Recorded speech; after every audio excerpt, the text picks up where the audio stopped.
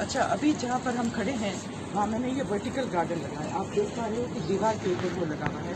इसको soilless garden भी कहते हैं, वर्टिकल गार्डन भी कहते हैं, ग्रीन वॉल भी कहते हैं। तो इसमें सॉइल नहीं है, मिट्टी नहीं है इसके अंदर। इसके अंदर एक तो कोकोपीट है, एक इसमें सोलेराइट है, एक इसमें कुछ और चीज़ है।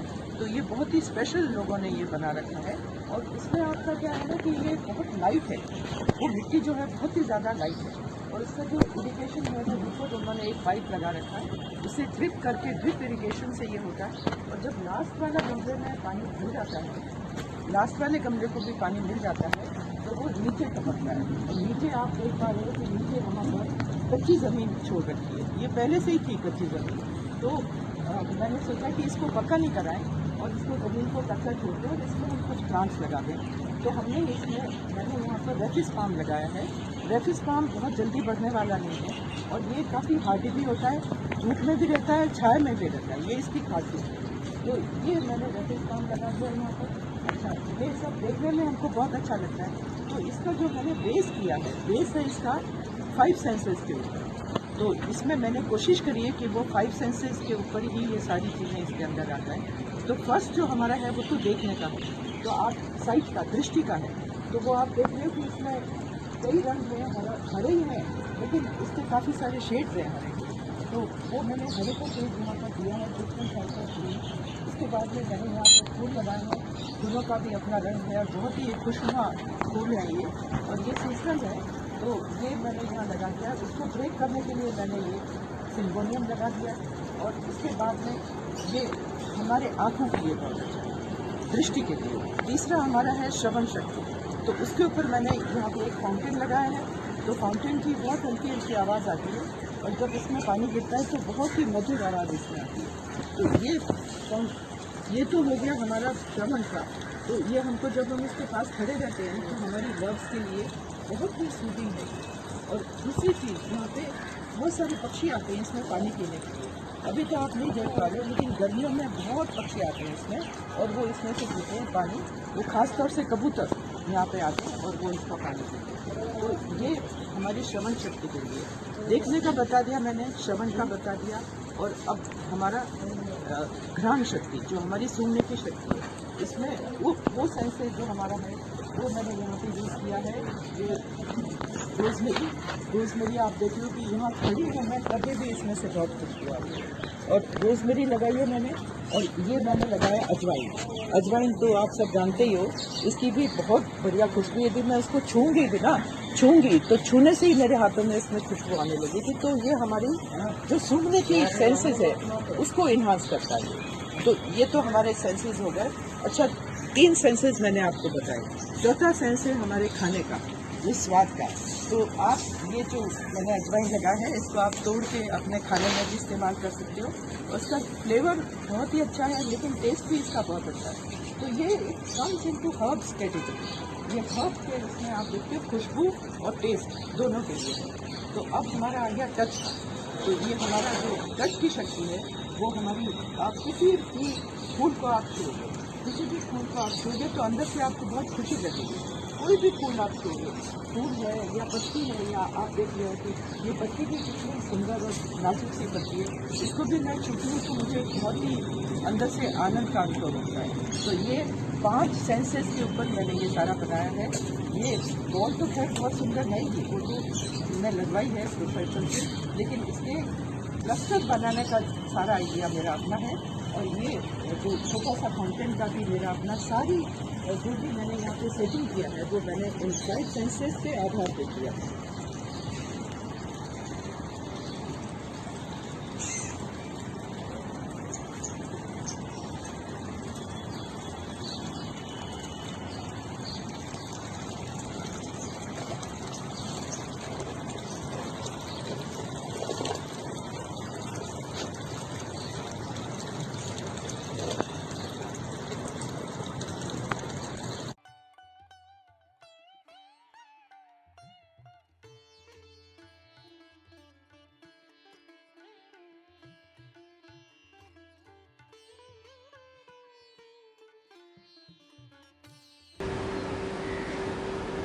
What is it used for? This is Ayurvedic herb. This is used for tab vasaka.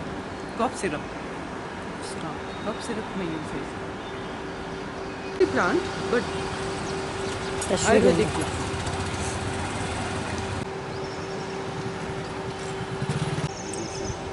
Again.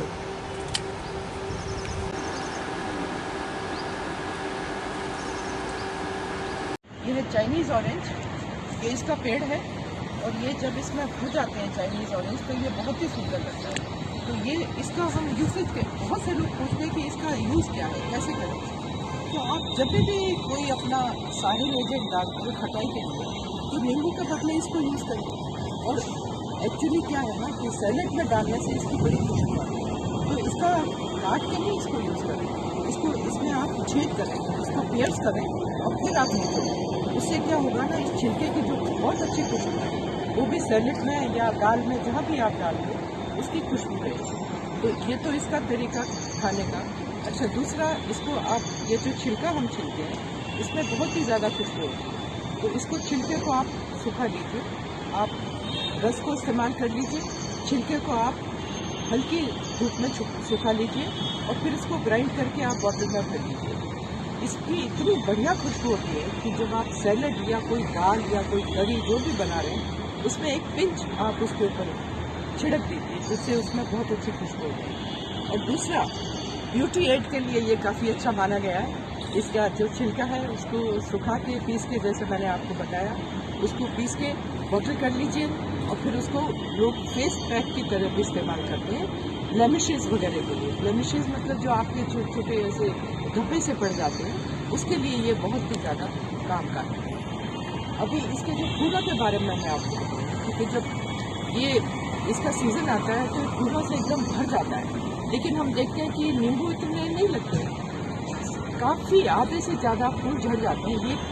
ये कई लोग पूछते हैं मुझसे कि इतने फूल लगते हैं लेकिन नींबू इतने नहीं लगते। तो इस बात का आप ध्यान रखिए कि ये जो जितना ये पेड़ उसको बेयर कर सकता है उतने ही फूल अपने पास रखता है, बाकी ये झाड़ देता है। तो जो अब हम क्या करेंगे, तो एक कपड़ा आप बिछा लीजिए रात में, जब ये फूल झड़ते हैं आप सुबह उसको इकट्ठा कर लीजिए और उसको आप बॉटल कर लीजिए। वो उसकी भी बहुत अच्छी खुशबू होती है और उसकी हर्बल टी बहुत अच्छी बनती है। हर्बल टी का भी तरीका है, आप एक पोस्टलिन के जग में, मग में आप उसको डाल दीजिए फूलों को, इसके ऊपर से बॉइलिंग वाटर पोर करिए और उसको आप ढक के रख दीजिए, फिर उसको सिप करके आप धीरे धीरे पीजिए। ये बहुत ही रिफ्रेशिंग होता है और ये बहुत ज़्यादा एक्सोटिक है, क्योंकि आपको हर पूरे साल के नहीं मिलेंगे इसके फूल, जब मिलेंगे तभी आप इसको इस्तेमाल करेंगे। ठीक है, यहाँ पर मैंने ये ग्राउंड कवर लगाया जिसका नाम है वडीरिया। ये भी बहुत फास्ट ग्रोइंग है, हल्की छाया में भी रहता है, बहुत स्ट्रांग धूप में नहीं रहता है, लेकिन इसको यहाँ पे, क्योंकि मैंने आपको बताया कि यहाँ पे बहुत कम धूप आती है सर्दियों में, तो ये काफ़ी थ्राइव कर रहा है। इसके छोटे छोटे येलो कलर के फ्लावर्स निकलते हैं फेसिंग अपवर्ड्स, तो ये देखने में बहुत ही सुंदर लगता है। इसका प्रोपोगेशन बहुत ईजी है, आप इसको काट के लगा दीजिए और वो वहाँ पे थ्राइव करने लगेगा। तो ये बहुत ज़्यादा हार्डी प्लांट है और ग्राउंड कवर के लिए अक्सर आपने देखा होगा पार्क्स में, बड़े बड़े होटल्स में ग्राउंड कवर के लिए इसको इस्तेमाल किया जाता है। तो ये भी हमने अपने इन हाउस निकाला है। ये इसमें से आप जो भी चीज़ देख रहे हो, कोई चीज़ खरीदी नहीं गई है, ये सब हमने यहीं से प्रोपोगेट करके लाया।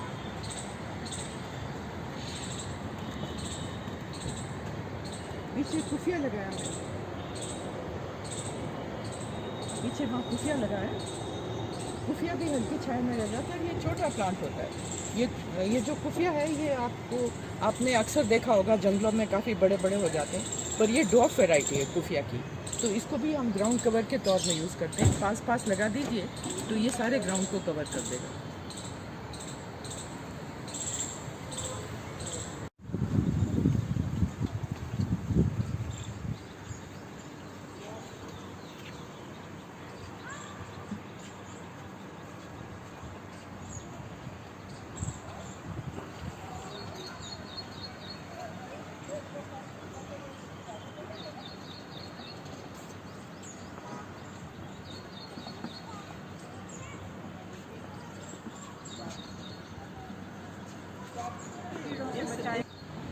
अब ये है नेस्टेशियम का फूल। तो ये मैं बात आपको बताना चाहूँगी कि ये फूल एडिबल है, मतलब इसको हम खा सकते हैं। इसको आप केक में सजा सकते हैं, सैलेड में डाल सकते हैं। ये डेकोरेटिव तो है ही, इसके अलावा ये एडिबल है। तो इसके फूलों का हम ऐसे इस्तेमाल कर सकते हैं। और इसके जो पत्ते हैं, इसके आप पत्ते देखिए कितने सुंदर कमल की तरह इसके पत्ते हैं। तो जब कोई आप डेकोरेशन करते हैं, जैसे पानी में आप बहुत सारे कट फ्लावर्स को फ्लोट करते हैं, तो बीच बीच में आप ये पत्तियां रखेंगे तो वो देखने में बहुत सुंदर लगेगा। और ये पत्तियों के बारे में ये बताना चाहूँगी कि इसकी पत्तियां भी एडिबल हैं। इसको जब ये शुरू में जब लगता है तो इसको हम क्या करते हैं, इसके पत्तों को हम तोड़ देते हैं, इसकी थिनिंग करते हैं। और उसका ये मकसद है हमारा कि जब इसकी थिनिंग करते हैं तो फूल ज़्यादा देगा, क्योंकि सारी खुराक यदि पत्तों में मिलेगी तो पत्ते ही पत्ते ज़्यादा हो जाएंगे, फूल कम आएंगे। तो वो फूलों की संख्या ज़्यादा लेने के लिए हम उन पत्तों को तोड़ते हैं। तो पत्तों को नहीं फेंकें, पत्तों को आप इसके 2 टुकड़े करिए और इसको आप स्टर फ्राई करके खा सकते हैं। इसमें थोड़े से तेल में गार्लिक इफ़ यू लाइक वो ऐड करिए। ये पत्तियाँ वाइट साइज़ की काट लीजिए और इसको अच्छे से धो के इसमें डाल के 2 मिनट स्टर फ्राई कर लीजिए। थोड़ा सा तिल रोस्ट करके, यदि नेचुरल वाला तिल मिलता है तो नेचुरल तिल लेके रोस्ट किया हुआ उसके ऊपर डालते हैं और खाने से पहले आप स्टार्टर जैसे इसको खा सकते हैं। इसका स्वाद बिल्कुल मूली जैसा है।